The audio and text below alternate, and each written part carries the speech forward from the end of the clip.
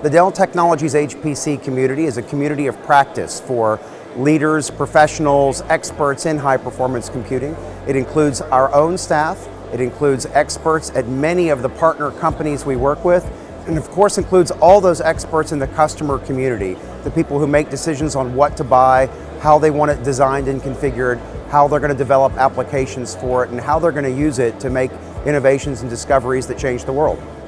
Our HPC community actually has two components, a weekly online component, and we have webinars and conversations every week, and it has in-person meetings like here at ISC for the first time in person in a couple of years. And those two components together really give us a chance to build connections between these professionals in this community of practice. And that helps accelerate HPC overall, because when someone makes a discovery or creates a new technique or a new piece of software, then they can share it much more quickly, and we share it with a very broad audience in our HPC community. So we're all about the cutting edge, but then discussing it, sharing it, and promoting it to as many as possible.